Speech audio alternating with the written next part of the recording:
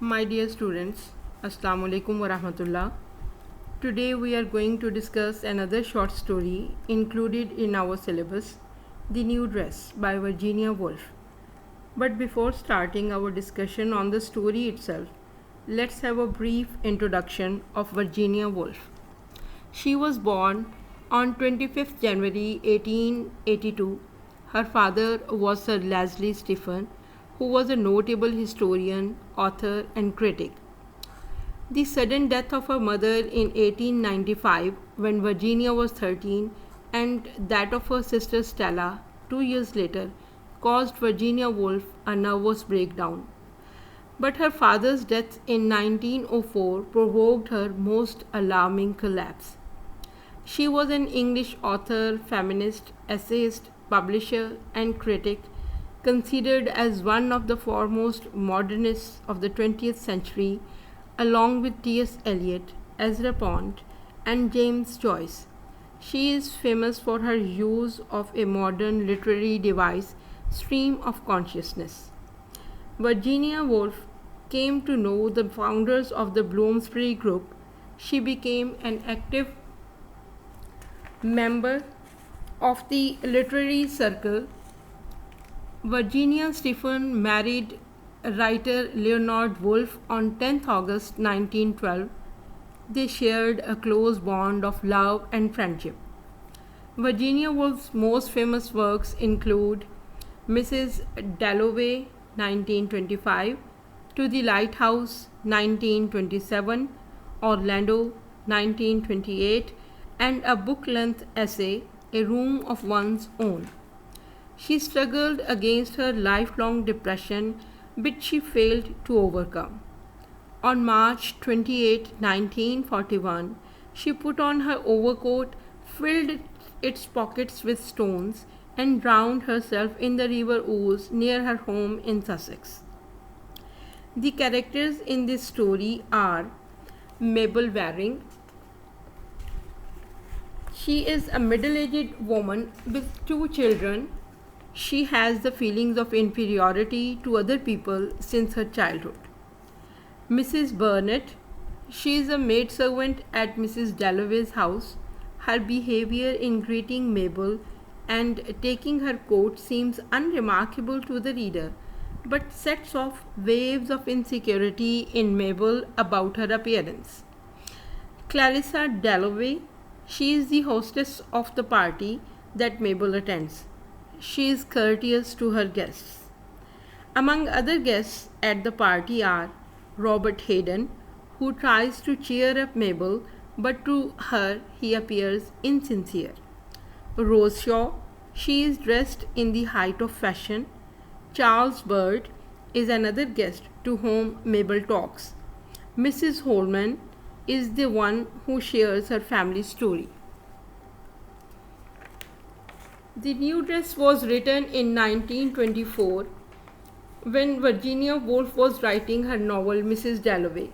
Critics have suggested that story may originally have been a chapter of the novel because some of the same characters and events appear in both works. Told in stream of consciousness narrative, the story focuses on Mabel Waring, who feels insecure as she attends a party hosted by Clarissa Dalloway. She wears a new, although old-fashioned dress that she has made carefully to be perfect, but in the end, it still isn't quite right. When Mabel Waring arrives at Clarissa Dalloway's party, she is filled with feelings of inadequacy and inferiority. She is worried that her new dress is not appropriate for the occasion.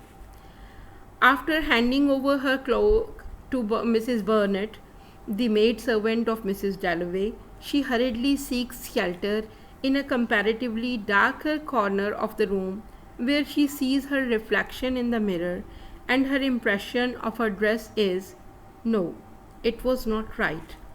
She feels dissatisfied with herself, and the narrator comments, the sense she had had ever since she was a child of being inferior to other people. She suffers severe mental torture when she imagines the other guests staring at her and thinks of their unspoken reaction in these words. What a fright she looks! What a hideous new dress! She herself is the cause of her misery, as narrator comments.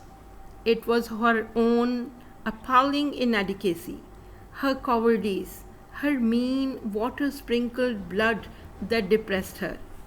She has prepared the dress to look original, but now she scolds herself for the idea.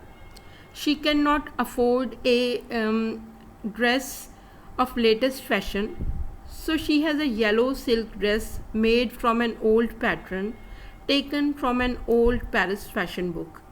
She keeps torturing herself with thoughts of her own foolishness. All the hard work that she put in the preparation of the dress with the help of Miss Milan to save a few coins now seems a waste. That yellow silk dress now appears to her idiotically old fashioned. Rose Shaw, a stylishly dressed guest at the party, tells Mabel that her dress is perfectly charming. Mabel finds her comments insincere and mocking. Mabel tries to visualize all the guests at the party as flies, but she fails to see others in that way. She only feels herself to be like an ordinary housefly. The narrator comments, she was a fly, but others were dragonflies, butterflies, beautiful insects dancing, fluttering, skimming.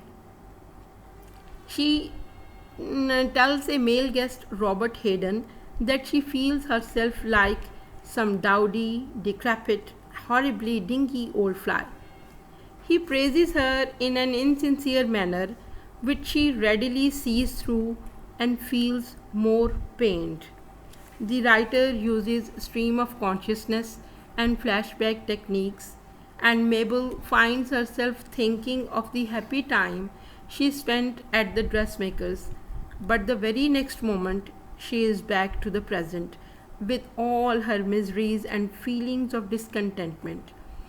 The narrator says, the dress, the room, the pity, the scrawling looking glass, and the canary's cage all had vanished, and here she was in a corner of Mrs. Dalloway's drawing room, suffering tortures. She scolds herself for caring too much about other people's opinion, even in her middle age and as a mother of two children. She tries to get rid of these torturous feelings, but in vain. When she moves about in the room, she thinks of people's glances, as if spears were thrown at her yellow dress from all sides. She pretends to look at the picture and says to a guest, Charles Bird, it is so old fashioned.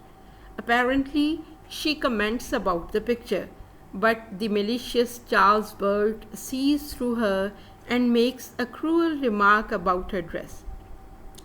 Mabel is got a new dress. She is again drowned in her inferiority complex. In room full of talkative people, she finds herself lonely and stranded.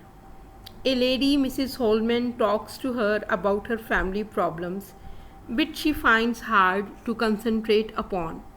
Mrs. Holman wants words of sympathy from her, but Mabel is unable to offer any, as she herself is a victim of the feelings of self-pity at that moment. She finds herself utterly misfit in that cheerful atmosphere of the party and gets tortured by her inferiority complex. The narrator traces the roots of this inferiority complex back to her family poverty. At this point in the story, the writer uses stream of consciousness technique to give the reader an insight into Mabel's poor family background and her romantic dreams about marrying some rich colonial officer and living in India. But alas, these dreams never came true. Her thought process also reveals her being almost comfortable in her present situation of life with her husband Hubert and their two children inside her own little house. She is unable to mix up with other people like Rose Shaw and other guests. She consciously recalls to her mind the books she has read just to get rid of her present agony. At last, she finds this painful situation unbearable and gets up to go home. The hostess politely asks her to stay for some more time, but she thanks Mrs. Dalloway by saying, "I have enjoyed myself," and leaves. The narrator ends the story by highlighting her poverty in this manner. She thanked Mrs. Burnett for helping her and wrapped herself round and round and round in the Chinese cloak she had worn these 20 years. The most important literary devices used in the story are: first, stream of consciousness. It is a story that has been written in a stream of consciousness technique and describes Mabel's thoughts and actions while she is in the party.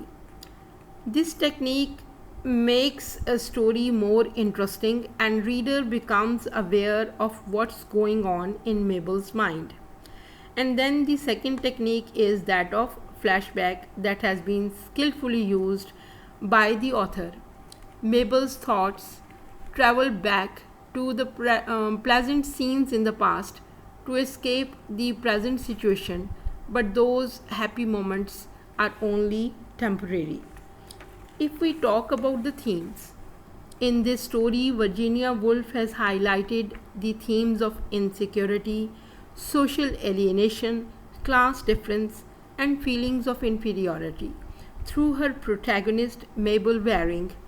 The servant's behavior at the very beginning affirms Mabel's belief that she is an outsider and does not belong in this society. She finds herself incapable of socializing among other guests who are upper class people. This lack of communication adds to her misery, and like a fly in a sticky saucer, she is unable to escape. Theme of class conflict has also been touched upon by Virginia Woolf as we see our protagonist Mabel Waring comparing her dress and manners to those at the party. She concludes that she cannot be fashionable because she is not rich, in the words of the narrator. But it was not her fault altogether after all. It was being one of a family of 10, never having money enough, always skimping and paring. The setting of the story New Dress is a party hosted by Mrs. Dalloway in her drawing room. This party serves as a microcosm of the larger society where Mabel finds herself quite misfit. This story is overall an interesting psychological study of the main character Mabel Waring and brings out her internal conflict beautifully. We learn from Mabel that to live a happy life, we have to come to peace with ourselves first. If we learn to live within our own means, stop comparing ourselves with those who are higher in status, we can achieve internal peace and contentment. My dear students, thanks for watching. I hope you can now better appreciate the beauties of this short story and prepare for your exams. Assalamu alaikum wa rahmatullah.